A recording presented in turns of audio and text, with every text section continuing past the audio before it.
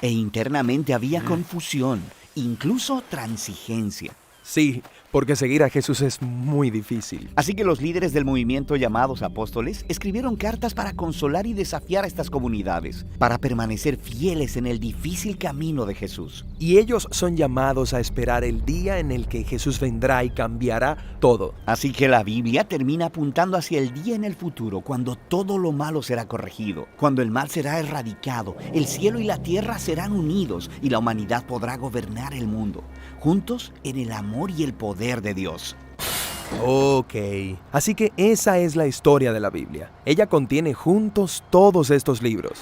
Lo que es interesante es que cada libro contiene una clase diferente de literatura que contribuye a la historia de manera única. Esto es lo que el siguiente video comenzará a explorar. Ok, entonces tenemos ese pequeño detalle, como ya lo vimos en el video, pues la verdad, la historia de la Biblia es bastante unísona, podríamos decirlo. Se entiende lo que la Biblia nos quiere dar a entender, pero nos lo dice cronológicamente, despacio y al mismo tiempo nos lo dice de una manera que sea comprensible. Hay textos que sí son duros de entender, difíciles de comprender humanamente, pero todo está bien organizado. Entonces tenemos ese pequeño detalle que la Biblia pues nos presenta. Ya vimos nuevamente en resumen lo que ya hablábamos de cómo está dividido, qué nos quiere dar a entender el Antiguo Testamento, qué nos quiere dar a entender el Nuevo Testamento. Y ahora vamos a ver lo que es algo esencial, algo que no cualquiera comprende de primera, pero sí he de comprenderlo, porque si no lo comprendemos, podemos caer en un error bíblico. ¿Y cuál es la interpretación de qué tipo de libro yo estoy haciendo? Repito, la Biblia es un conjunto de libros, es una biblioteca. Por tanto, aparte de que está definida por grupos bíblicos, sin embargo, están escritas de diferente manera. Y es lo que conocemos como los estilos literarios de la Biblia. Entonces, vamos a ver este pequeño video en el cual se nos va a detallar propiamente cuántos estilos literarios hay en la Biblia y al mismo tiempo, pues, cómo se expresa cada uno de ellos. Vamos a ver. La Biblia es una colección de muchos libros que cuentan una misma historia de principio a fin, pero todos esos libros fueron escritos en diferentes estilos literarios. Sí, piensa en esto como si entraras en una librería donde cada pasillo tiene una clase distinta de literatura.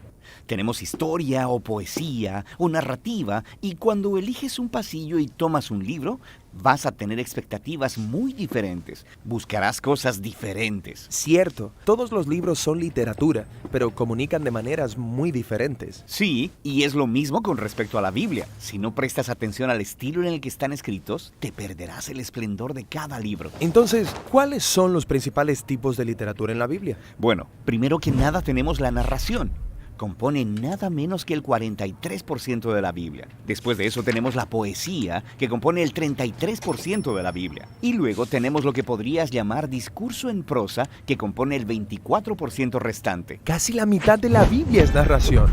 Sí, y esto no es un accidente. Las historias son la forma más universal de comunicación humana. De hecho, nuestros cerebros están diseñados para recibir información a través de historias. Y las historias son realmente entretenidas. ¿Por qué? Bueno, las historias nos entrenan para encontrarle sentido a los eventos que aparentemente suceden en la vida al azar, tomando esos eventos y poniéndolos en una secuencia. Y luego, cuando están juntos, puedes empezar a ver el significado y el propósito de todo. ¿Y qué es lo que une todo esto? Bueno, las buenas historias siempre tienen un personaje que quiere algo, y luego, a través de estos personajes, el autor puede explorar las grandes preguntas de la vida, como quiénes somos y qué es lo que verdaderamente importa en la vida. Y una buena historia siempre involucra alguna clase de conflicto. Algún reto que superar, justo como en nuestras propias vidas. Y eso nos obliga a pensar en nuestros propios retos, en por qué hay tanto dolor o decepción en el mundo y qué podemos hacer al respecto.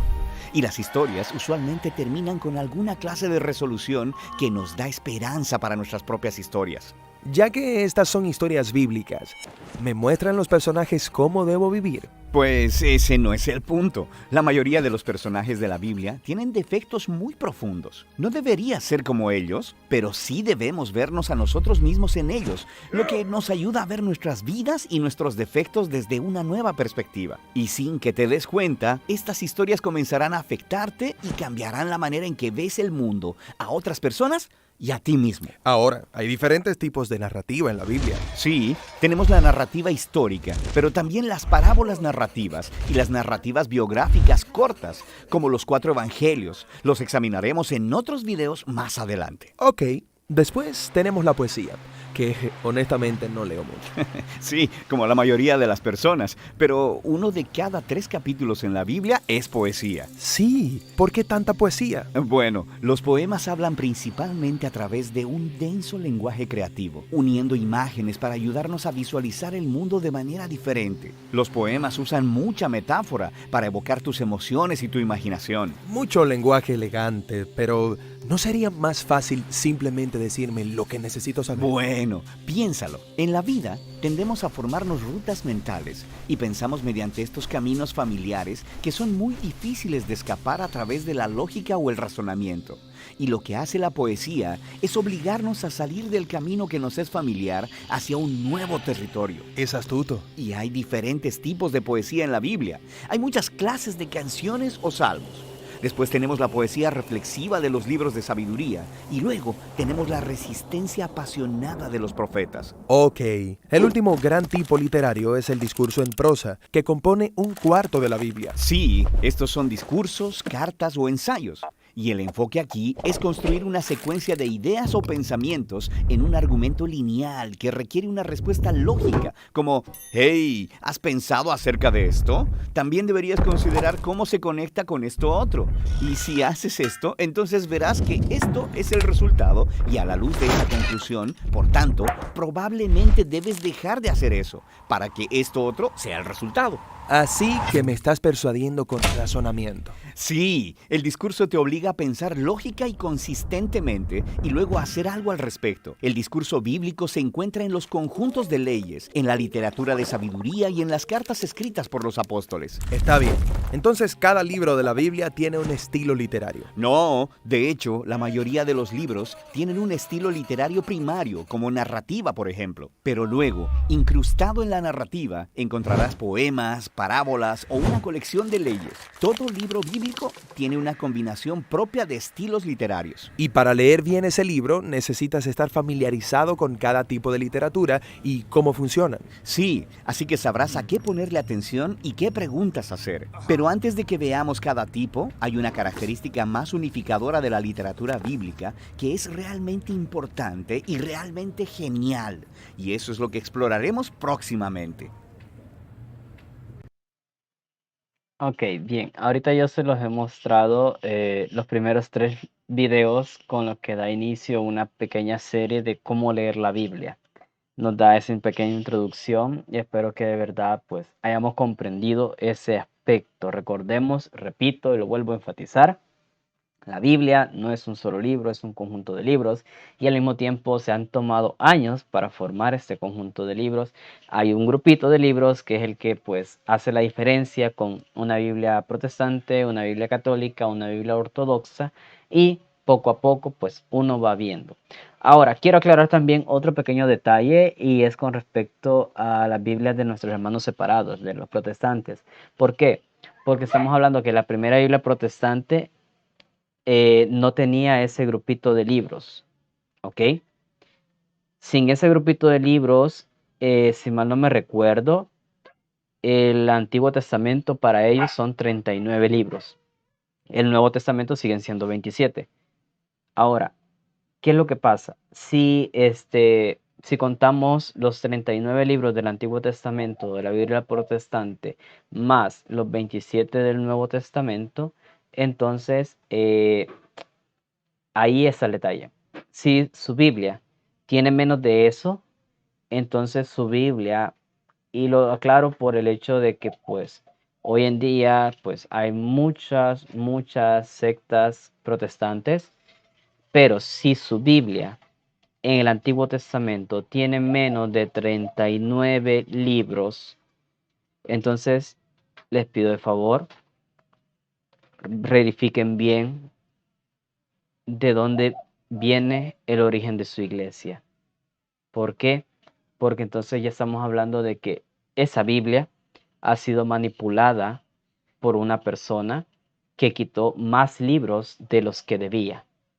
Si es una secta protestante, una secta evangélica, una secta, como queramos decirle, pero tenemos que tener ese pequeño cuidado. Hablo, repito, porque yo sé que no me ven personas que no son católicas y aclaro ese detalle. Si su Biblia en el Antiguo Testamento tiene menos de 39 libros, valore bien si en verdad está en una buena iglesia, porque entonces si tiene menos de 39 libros su Biblia protestante, tiene que valorar que esa Biblia ya fue manipulada por una persona que probablemente haya quitado libros, capítulos, versículos de alguno de sus libros. Bien, entonces, concluyendo con eso, espero que haya quedado claro la verdad, la función de la Biblia en todo esto. Todo cristiano tiene que aprender a manejar la Biblia, aunque sea sabiendo dónde están los capítulos, dónde están los versículos. A mí, yo en lo personal, si me cuesta, es bastante difícil comprender o buscar, más bien dicho, los libros. Bueno, los libros no, sino que de memoria aprenderme las citas bíblicas.